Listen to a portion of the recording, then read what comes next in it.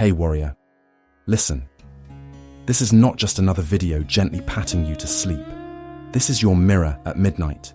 You wake up already tired. You chase things that never satisfy. You compare, you doubt, you scroll in circles. The world spins louder every day, demanding that you react to every noise, every rumor, every passing storm. But tonight, I want you to remember what the ancient ones whispered. The man who conquers himself is greater than the one who conquers 1,000 others. If you're here to learn that rare, sovereign strength, breathe in. Silence the chaos. Today, we'll talk about 6 Stoic habits that make your mind untouchable. And yes, there will be jokes, because even Marcus Aurelius needed a break from journaling sometimes. You run through every word you said, every text left unread, replaying the scene in your head. You try to explain yourself, to make others see what you meant, to prove your intentions were pure. The Stoics, they mastered the art of silence. They knew your peace isn't a debate. Real dignity means letting your actions speak while your mind stays still, even if the entire group chat gets it wrong. Picture Marcus Aurelius, Emperor of Rome, walking into a toga party only to realize he's left the cheese platter at home, and now Brutus is giving him the side eye. Did Marcus explain himself? Did he bust out a PowerPoint titled "A Comprehensive Timeline of Cheese Management"? Of course not. He just sipped his watered-down wine and stared into the abyss, radiating a calm even the gossipiest senators couldn't shake. Marcus knew that silence can be louder than the best explanation, especially if the cheese tray is imaginary. We all have those moments. Your roommate thinks you ate their yogurt. Your boss questions your late arrival, which for the record was 9:01. Someone twists your words like balloon animals at a birthday party. The urge to clarify, defend, and unleash screenshots burns inside, but ancient Stoics would shake their heads, munch a stale olive, and remind you, you don't owe the world a one-person TED Talk about your motives every week. If you keep defending yourself, people stop listening and start assuming you're guilty of something much more interesting. It takes guts to let people misunderstand you, especially in the age of receipts, Insta stories, and entire podcasts dedicated to setting the record straight. But the Stoic, sleep-deprived or not, learns to find comfort in the quiet knowing. Epictetus advised, "If anyone speaks ill of you, do not defend yourself against the accusations, but reply, 'You obviously do not know me very well, since you would have used other accusations if you did.'" Translation: if you're going to be misrepresented, let it be grandly misunderstood. Silence rattles people more than 1,000 justifications. There's a kind of cosmic comedy in how strong, grounded silence can spark pure chaos in group chats. Like, really? Why aren't you responding to your cousin's 3-paragraph text about the time you borrowed his hoodie in 2007? You're not ignoring. You're letting natural selection weed out unnecessary drama. Besides, your hoodie was cooler anyway. The truth is, people hungry for explanations are rarely fed by them. Sometimes, nothing will satisfy the endless Q&A in someone else's mind. The more you explain, the further you stray into the forest of, maybe, if I just say it this way. Eventually, you'll be eaten by rhetorical wolves, and wolves can, apparently, smell anxiety through screens.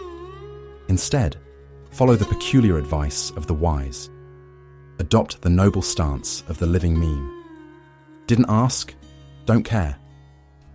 It turns out, the Stoic way isn't about stone-faced toughness. It's about sacred boundaries. About having the confidence to glide, swan-like, across the murky pond of opinions while the chaos quacks below the surface. Ducks. Swear. They heard you. Say something wrong. Let them. It won't drown you. Every moment you choose stillness over self-defense is like putting invisible money in your mental savings account. The interest? A life less rattled by other people's projections and pettiness. You keep your energy safe from the interest rates of pointless debates. And best of all, you get to fall asleep knowing you didn't fight to win the pettiest war in history. The battle of who was right about that thing that doesn't actually matter. So, let your silence echo. Let others fill the empty spaces with their shaky theories and impromptu court cases. The Stoics would say, if your conscience is clear and your intentions honest, you're already proven right by your peace. And hey, if someone really needs to know why you left their last message on read, just tell them you were busy communing with Marcus Aurelius. At a cheese-free party, obviously.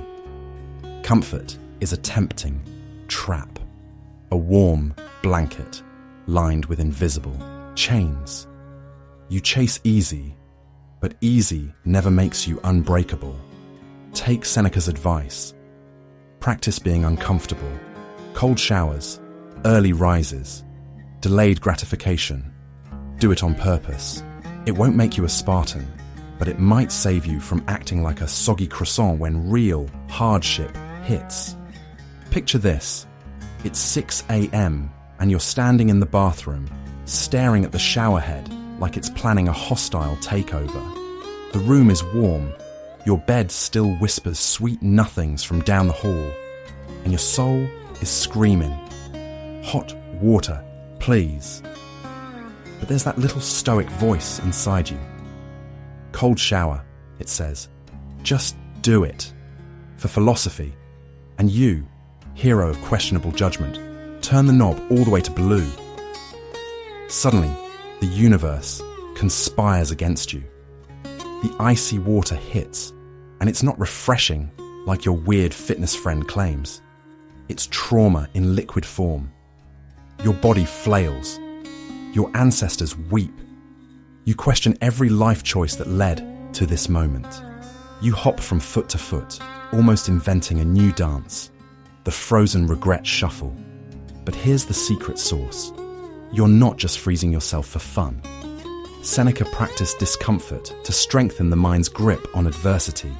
When you willingly stand under a cold shower, you're not just rinsing your hair, you're teaching your brain that you can survive small suffering. Suddenly, the Wi-Fi cutting out feels less like the apocalypse. That awkward work call? Please, you've battled the glaciers of municipal plumbing. Most modern misery is the fear of discomfort, not discomfort itself. We're allergic to even the hint of distress, preferring a curated life of 2-day shipping, instant noodles, and climate-controlled houses. That's great for keeping your socks dry, but terrible for building grit. So, we volunteer for tiny hardships. Cold showers are the Stoics' treadmill. Unpleasant, pointless seeming, and yet oddly ennobling, provided nobody films you shrieking. Why cold showers? Because they're short, sharp, and inescapably real. You can't negotiate with cold water. You can't scroll it away. You face it. You endure it. You emerge, well, looking a little like a damp ferret, but a victorious one. Each morning, you rehearse resilience. Not just numbing yourself to discomfort, but greeting it. Hello, old friend. Did you bring misery again? Good. I need the practice. Practicing voluntary discomfort isn't about denying pleasure or self-flagellation. It's about expanding your comfort zone so that obstacles shrink by comparison. If you've started your day surviving an Arctic monsoon in your shower, what else can the world throw at you? Traffic? Bring it on. Office politics? Meh. Latte machine broke. You laugh in the face of lukewarm coffee, for you have bathed in the waters of 10,000 regrets and survived. Now, as you towel off, heart pounding, skin tingling, maybe cursing Seneca a little, something fascinating happens. You don't just feel awake, you feel alive, wide-eyed, alert, as if you've reset your personal thermostat. It's a small win, not heroic, but not nothing either. And those small wins stack up. Every morning, every splash of icy rebellion. The cold shower is a metaphor and a method. When you get used to choosing discomfort, you stop being ruled by fear of it. Life gets chillier, yes, but you become unstoppable. Or, if not unstoppable, at least slightly less fragile than a pastry. And honestly, that's a win most of us could use. You react before you even realize you're reacting. The email, the traffic, the offhand comment from some random person who peaked in middle school. The Stoics looked at life through a telescope. Is this worth my thunder? Most of it isn't. Someday, none of this noise will matter, and you'll be glad you didn't let it rent space in your mind. Now, imagine you're Marcus Aurelius with his scroll, standing on his balcony in ancient Rome, and someone drops a clay pot 3 stories down, shattering into pieces while he's deep in thought. Marcus just sighs, maybe writes, "Today, a pot fell," and goes back to contemplating the universe, or maybe how weird olive oil tastes straight from the bottle. Meanwhile, modern you gets a notification. Did you see what someone said about you on Slack? If Marcus had Slack, he'd probably mute the channel, meditate for 10 seconds, sip his questionable olive oil, and write a haiku about ephemerality. Here's the thing, emotional distance isn't coldness, it's clarity. The wisdom to know which rain clouds are your business and which are just background noise for the lo-fi beats of your life. Imagine Earth as a tiny blue dot floating in the void, and you're one dot among billions, stressed because someone used your mug at work. The art of cosmic perspective is this: to zoom out until that mug drama is so tiny, it's basically quantum physics. The Stoics would ask, will this matter in a week, in a year, after the heat death of the universe? If the answer is probably not, it's Astro van level cargo, not worth lugging around in your mental trunk. If it is important, like, say, an actual meteor heading your way, then by all means react with grand Stoic purpose. Otherwise, channel your inner astronaut, float above the nonsense, and wave serenely as it passes by. This doesn't mean you drift off into space, emotionless, reciting deadpan quotes at parties, although that can be hilarious, and I'll allow it. The real flex is being present enough to feel what you feel, and wise enough to choose which feelings get upgraded to first class. When you master this cosmic perspective, you earn frequent flyer miles in tranquility. The jerk who cut you off in traffic. Maybe he's late for a fail your driving test again party. Wish him well, then let it drift away into the cosmic microwave, background of your consciousness. Small stuff seems big up close. A pebble looks mountainous when pressed to your eyeball. The Stoics invented the emotional selfie stick. Step back, get the bigger picture, and suddenly you realize, wow, this isn't the boss fight. This is just a training montage. Bonus: everything you think is a personal insult is actually someone else's bad day, not a conspiracy against your inbox. Detachment isn't about not caring at all. It's about caring deliberately. Like a cat who gives just enough attention to remind you they're there, but never enough to give you leverage. Tonight, as you wind down, practice your cosmic zoom out. Float above your day, the awkward encounters, the embarrassing typos, the existential dread over your haircut. See all of it from Mars, where it's peaceful, dusty, and blissfully silent, apart from the occasional interplanetary robot humming a lo-fi remix of "Don't Sweat the Small Stuff," you know? Remember, the universe is unimaginably vast, and you are free to choose which cosmic storms you bother dancing in. Most of it is just space junk, passing across your field of view as you drift serenely by, mastering the gentle, stellar art of not giving a damn. You go to bed haunted by what-ifs. You wake to a mind that's already frantic. The world's noise drowns your own voice. The Stoics wrote, every night and every morning, pen to paper, mind to virtue. What did I do well? What can I control tomorrow? Reflection is your shield. Intentions are your sword. 1 minute daily, that's all it takes to become your own philosopher. Picture Marcus Aurelius, the ancient Roman emperor, sitting by his flickering candle, scribbling in his journal after a long day of, running the empire, taming the Senate, and placating people named Cassius. Instead of doom-scrolling TikTok, Marcus engaged in honest self-inventory. Did I act justly? Was I an anxious Caesar? Or did I handle my receding hairline with dignity? The evening wasn't for brooding or binging, but for gently wrestling with his conscience, as if it were a mischievous cat refusing to leave his scrolls alone. Now, you don't need an empire or a toga to conduct this ritual. All it takes is a notebook, or even the Notes app, that's probably filled with suspiciously specific grocery lists and 5 abandoned book ideas. Close your day by asking yourself, what went well? Where did your inner Socrates high-five you? Maybe you didn't yell at the barista after discovering almond milk in your oat latte. Maybe you refrained from replying to an annoying group chat. These are victories, small, unnoticed, yet proof that your spark of reason is alive and well, undeterred by spilled coffee or memes gone rogue.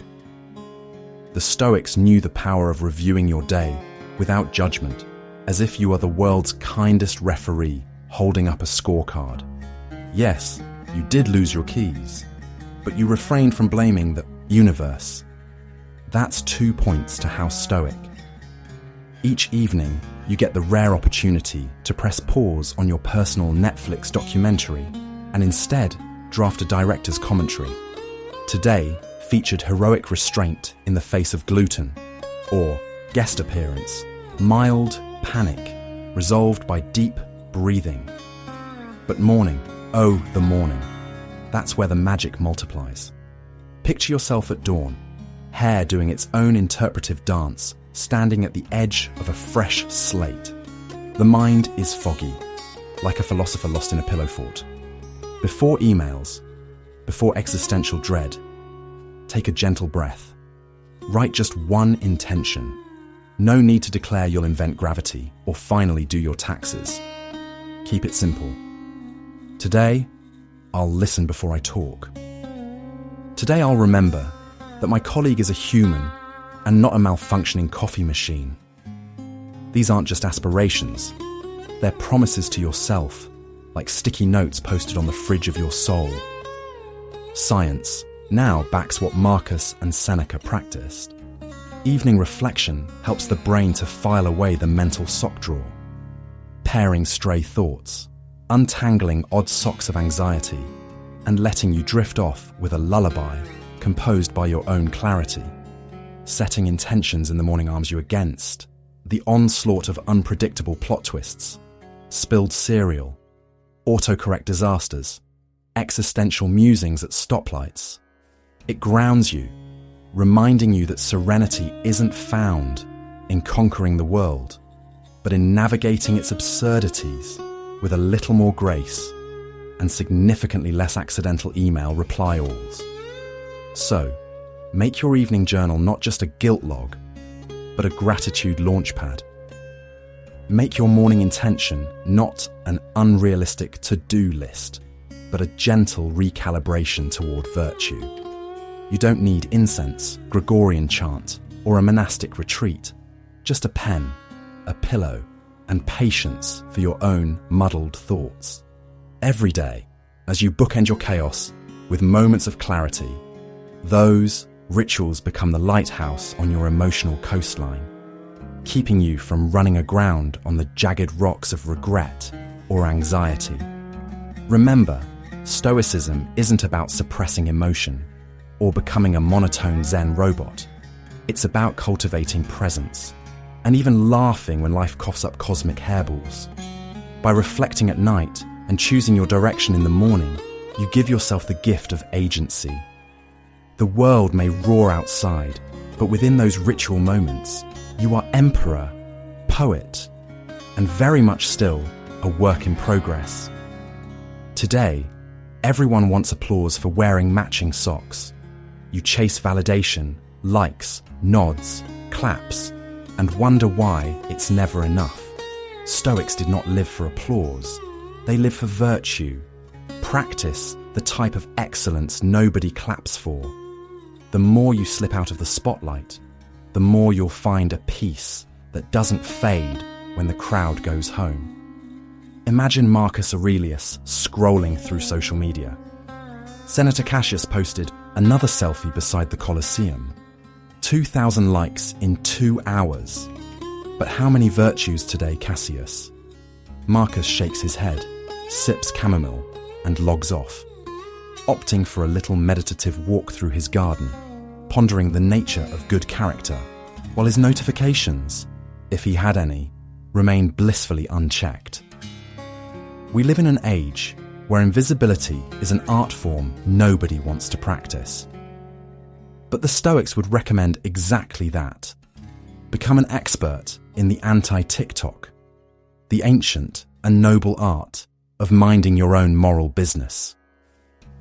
You don't need to live stream your compassion or post a highlight reel of your patience and integrity. Seneca, who could have invented ghosting, reminds us, goodness is a silent companion. That means do the right thing and let the only witness be your own soul, and maybe your dog if you're home alone. Let's make a virtue out of mystery. Try doing one good deed a day with 0 audience. Hold the door for someone and don't scan the room for witnesses. Give a compliment just because you mean it, not because you hope it'll echo back as social credit. Wash your neighbor's trash bins by accident and see if you survive not telling anybody about it. You'll start to crave the stealthy thrill of private virtue. It's like being a benevolent ninja, only you fight ego instead of villains. You might ask, but won't people overlook me if I step out of the spotlight? Well, probably. And that's precisely why it works. The moment you realize your value isn't linked to the latest update, ping, or follow account, you trip over something radical. Inner peace. An algorithm-proof self-esteem. Your soul becomes your own VIP section, velvet ropes and all. But no screaming fans. Just you, conscience, and a sense of rightness the world can't measure. Epictetus would say, if the world forgets your greatness because you didn't advertise it, excellent, now you're free. Fame is heavy. It's like walking around with a foghorn strapped to your head, trying to nap. Let virtue be your fame instead. Be so reliable that you don't need introduction. Be so kind that people start wondering if you're in a witness protection program. Shine, subtly. If people notice, fine. If they don't, even better. Virtue is its own applause. Quiet, but profoundly satisfying. Remember, the best Stoic flex is not flexing at all. No one ever inscribed, he got 10,000 likes on their tombstone. Instead, imagine yours. Acted justly. Loved well. Lived quietly. Haunted by none. In a world where everyone's auditioning for the main role, embody the humble extra. Stay backstage, stacking unseen moments of goodness, while the crowd chases shadows and hollow acclaim. As you lay here drifting towards sleep, listen for the soft hush of your own inner applause. It rustles in the background, gentle as a breeze, unnoticed by crowds, but echoing where it counts most. You're off stage now, remembered not for the noise you made, but for the silence you filled with quiet strength. Curl up in that peace. You need no spotlight to shine. You feel guilty for saying no. You apologize for claiming your space. The world will take as much as you offer, and then a little bit more, until you're a pie chart with no slices left for yourself. Stoic boundaries aren't walls. They're lines drawn with kindness, courage, and zero apology. Practice saying no, not as a weapon, but as a way to honor your finite energy and infinite worth. Picture this. Your energy is a plate of freshly baked cookies. Maybe chocolate chip, maybe oatmeal raisin, depending on how the universe feels about you today. Each phone call, favor, and extra weekend shift is someone else's hand joyfully snatching a cookie. By Sunday night, you're left with a plate of crumbs, wondering if you imagined baking them up in the first place. Marcus Aurelius might not have baked cookies, but you can bet he knew the recipe for self-preservation. To draw your circle is to decide which cookies are mine, and who gets to nibble, and who just gets a smile across a glass window. Boundaries aren't a neon go-away sign flickering in your emotional driveway. They're more like tasteful garden hedges, inviting to admire, but impossible for uninvited guests to trample. The Stoics didn't advocate isolation. They championed self-respect. Seneca wasn't rude when he declined another tedious dinner party. He simply valued his peace over lukewarm appetizers and endless small talk about weather in Rome. When you say no, politely, honestly, bravely, you show up as your truest self, instead of your most exhausted self. In a world obsessed with yes culture, you become a rarity. The person whose time actually means something. It's so tempting to apologize for your own needs.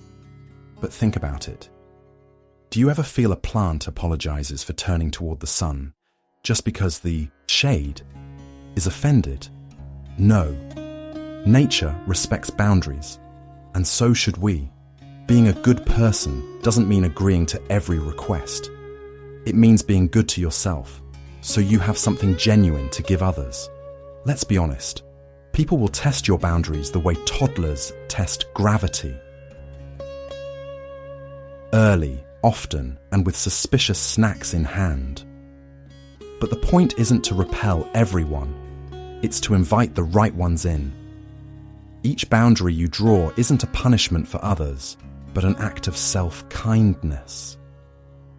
It's a gentle, cosmic post-it note, reminding you where you end and everyone else begins.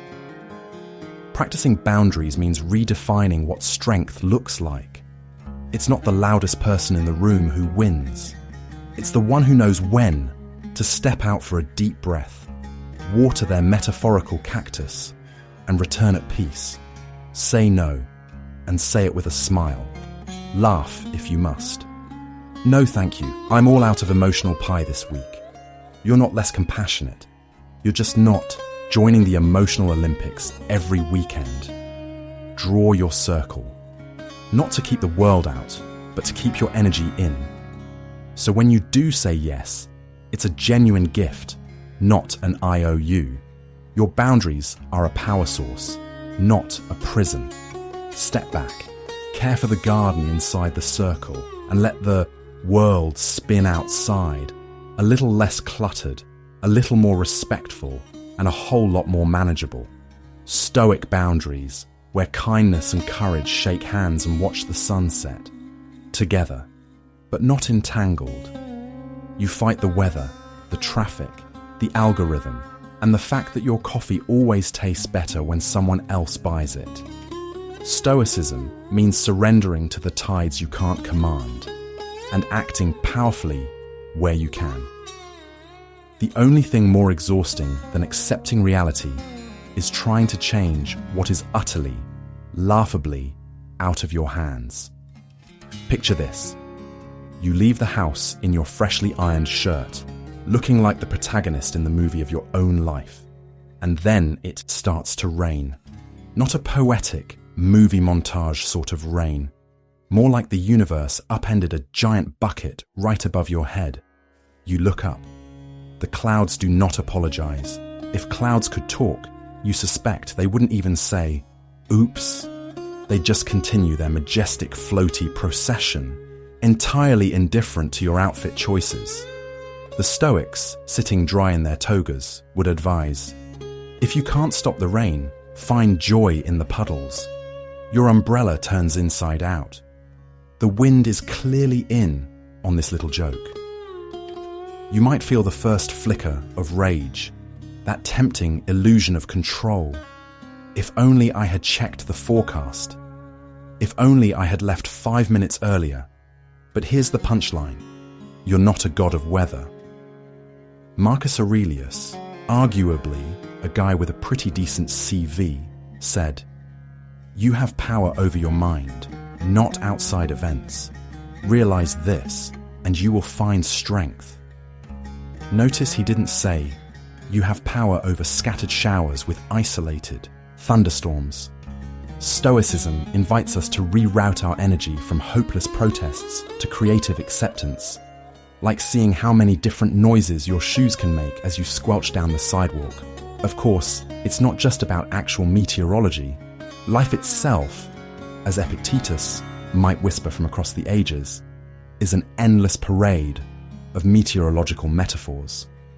You want sunny days, but hailstones happen, irritating relatives, late-night emails, or the Wi-Fi that quits the second you really, really need Netflix. All part of the existential weather report, the truly wild thing.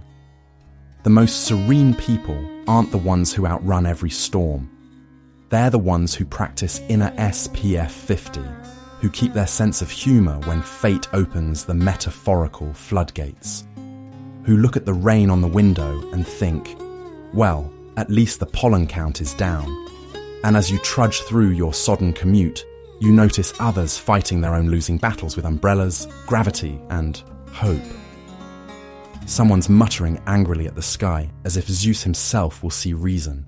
Someone else, inexplicably, is beaming, headphones in, shoes soaked, splashing along like a cheerful duck that's made peace with its lot in life. Be that duck, say the Stoics, or at least borrow its attitude. The world loves to toss curveballs of chaos, microbursts, traffic snarls, algorithms that treat your posts like they're made of invisible ink. If you wait for perfect conditions before feeling calm, you'll spend your life in an existential weather delay. Instead, the Stoic move: laugh at the forecast, ride out the downpour, and know that every storm gives you the chance to practice acceptance with style. Maybe even with a jaunty, rain-soaked dance. If you can't stop the rain, you might as well embrace the squelch. The Stoics may have looked serious, but Marcus Aurelius would have loved memes. When life gets absurd, when your plans unravel like cheap socks, laugh. Humour is how we remind ourselves that we are not the universe's main character. Laughing at your dramas is the ultimate act of detachment, and, let's be honest, the only way to survive paying taxes. Think about how much energy we spend taking ourselves oh so seriously. You misplace your keys, and suddenly in your mind, you're the tragic hero in a Greek epic, doomed to wander the halls forever, searching for the mythical car keys. But imagine Marcus Aurelius ghosting in, whispering, "It's just keys. Bro." That's how the Stoic approach to humour works. It zooms way out until your troubles look tiny, and you remember you are not Atlas holding up the sky, just Dave or Lisa, trying not to burn your toast while checking work emails. And it's not just for the little things. Think of Seneca, who was once exiled to a faraway island and probably spent the first week wondering if the sand made a decent pillow. Did he rage against his fate? Or, more fun, did he prank the local crabs and call it philosophical research? Who knows? But the core remains. Laughing at the randomness and sheer unpredictability of life is not shallowness. It's wisdom. It's the recognition that we don't control the plot, just our punchlines. Ask yourself, when you stumble in public, what's the worst that happens? Someone sees your graceless trip and snorts. Congratulations, you just spread joy. A Stoic knows that reputation is fleeting, and sometimes slipping on a banana peel is a reminder from the universe to lighten up. Picture Epictetus, the freed slave philosopher, being mocked for his limp. Instead of sulking, he'd quip, "At least I have one." That's turning your misfortunes into stand-up material. Every embarrassing moment becomes raw material for a future laugh. Getting caught singing off-key in the shower? You just gave your neighbour a story for their dinner party, bungling a meeting presentation, and misclicking your slides into oblivion. Embrace it. Yes, this is, in fact, my abstract art interpretation of quarterly revenue. Humour is a mental safety vest. It keeps you afloat when things get rough. The Roman emperor could lose an army. We can survive losing a sock in the laundry. If you can laugh at yourself, it's impossible for anyone else's is ridicule to really get inside. Your armour is already up, made of pure, unbreakable self-mockery.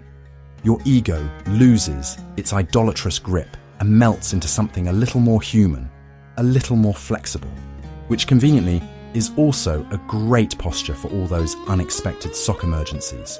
Try this. At the end of a tough day, list the things that went hilariously wrong. Did you spill coffee on your shirt before a Zoom meeting? Did your cat debut their background performance mid-presentation? Share these moments with zero shame, extra exaggeration, and maximum laughter. Suddenly, you'll see the big stuff shrinks and you grow less fragile. Underneath it all, laughing at your smallness doesn't mean you're insignificant. It means you're in on the cosmic joke. You realize you, with all your quirks and mishaps, are part of the slapstick ensemble cast called humanity. Take a bow. The spotlight isn't always on you, and thank the Stoic heavens for that. Because really, who wants that pressure? Your laughter is a boundary, a gentle shield deflecting the arrows of ego and disaster, telling fate, "Nice try, but I'm already laughing." The Stoic knows, in the end, the best armor is not bravado, but a well-timed, hearty chuckle. You say you want control, then break every deal you make with yourself. One more episode, one more scroll, one more tomorrow. The Stoic mind is built one kept promise at a time. Show up for yourself. Not to impress others, but to remember what integrity feels like. Every promise kept is a small, silent revolution. What exactly is this superpower called discipline, anyway? It's not about yelling at yourself in the mirror or setting a phone alarm labeled, "Become Zeus, now." It's about choosing what really matters over what's easy or immediately fun. And look, your brain loves dopamine the way your dog loves bacon. One TikTok scroll and suddenly you're an ancient mariner, lost at sea. But instead of a salty beard, you've grown existential dread and a collection of weird meme trivia. This is not entirely your fault. Evolution shaped your brain to chase pleasure and avoid pain, not to become the CEO of self-mastery. Incorporated. But imagine this. Every small commitment you honor is like a brick in the fortress of your character. Did you promise to get out of bed at 7? Ding! That's one brick. Did you swap doom scrolling for reading? Boom! Another brick. Ignore the siren song of just 5 more minutes. That's your ancient lizard brain looking for another hit. The Stoic way is to be the architect of your own mind, not its hapless tenant. Picture yourself drawing a tiny contract with yourself on an invisible, sticky note. I will, in fact, do the thing I said, even if Netflix wedges a new sci-fi adventure in my face. Sign here, initial there. Of course, your dopamine gremlin will throw a tantrum. But I want gummies and reels. I want instant reward. That's when you channel your inner Marcus Aurelius. When the dopamine goblin flings monkey memes and potato chips at your prefrontal cortex, you respond with ancient resolve. Thank you, little gremlin, but today I choose something better. You can get your reward later, whenever I decide, not when you demand. The gremlin sulks. You smile stoically. Another promise kept. These seemingly trivial victories stack up like invisible XP points in a game. Miss one promise? It happens. Miss 10 and you start to believe your word is worth less than that weird crypto coin your cousin keeps telling you about. But keep just 1 or 2 promises daily, and suddenly you possess the golden aura of a person who can rely on themselves. Confidence grows, not from shouting affirmations, but from witnessing your own follow-through. Even if your promises are minuscule, like I won't eat cookies before noon, or I will answer 2 emails without sighing like a Victorian ghost, you're still teaching your brain what matters. The secret Stoic joy. You can rebuild trust with yourself any day, no matter how many times you've flaked before. Begin with what Epictetus would call things within your control. Your morning, your words, your choice to close that tab. The discipline is cumulative, not all or nothing. You're not here to be a productivity robot. You're here to prove to yourself, very quietly, that you can count on you. When you keep your promises to yourself, life gets weirdly easier. The outside world becomes less noisy. You stop bargaining with yourself like a toddler negotiating broccoli.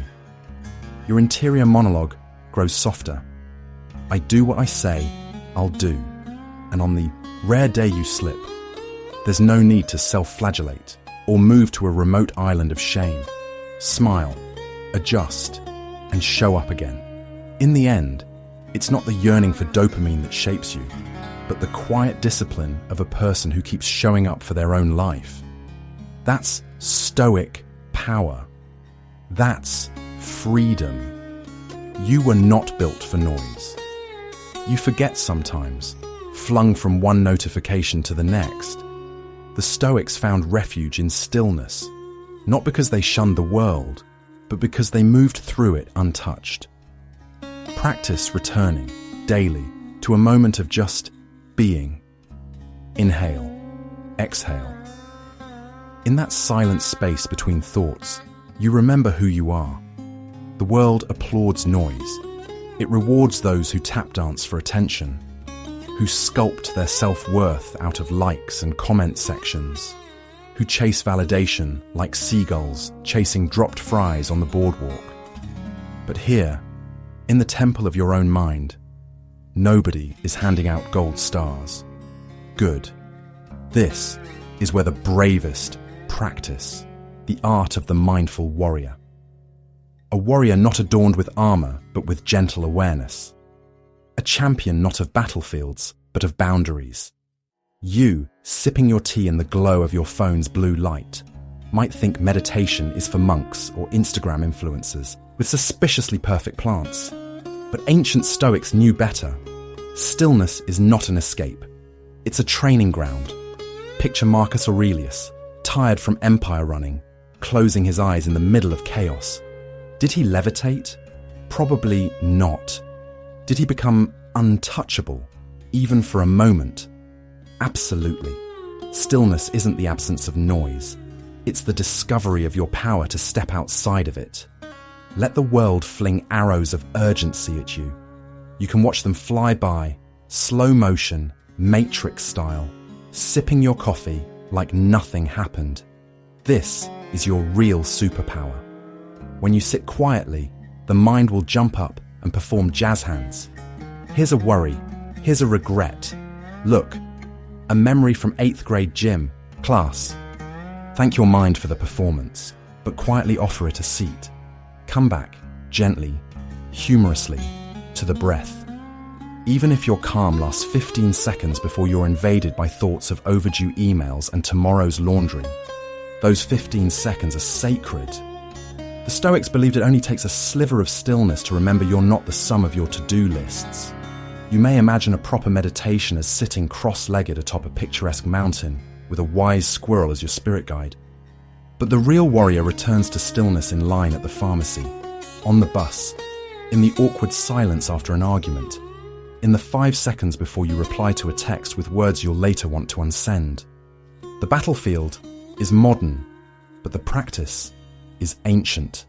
Return, breathe, marvel at how little it actually takes to change your state. No subscription required. Tonight, before you drift away, picture yourself as a calm observer. The mind keeps offering up its drama. Your job is not to storm the stage, but to watch from the balcony, all-knowing, sometimes amused, sometimes compassionate, but always untangled. No need to win every mental debate. No need to swat away every uncomfortable feeling like you're the world's most anxious tennis player. There's room for it all here. Fear, hope, doubt, joy, and beyond it, the wide-open silence of your own inner sky. Let the rest of the world chase storms, swing swords at shadows, and drown in their own applause. You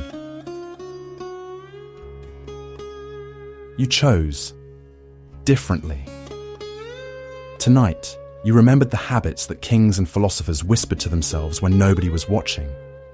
You chose silence over proving, boundaries over pleasing, humor over heaviness, and discipline over distraction. That's rare. That's sovereign. You don't need to blame the world for being loud. You need to thank yourself for learning how to be quiet inside your own mind. Rest knowing this. Your peace is not up for negotiation. Your worth can't be auditioned. Your presence is proof enough. Walk quietly. Walk free. Your mind is now untouchable.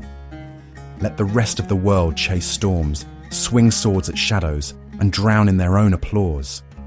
You chose differently. Tonight, you remembered the habits that kings and philosophers whispered to themselves when nobody was watching.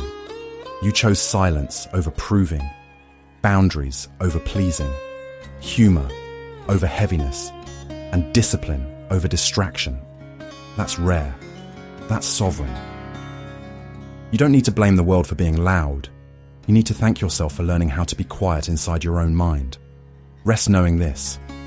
Your peace is not up for negotiation. Your worth can't be auditioned.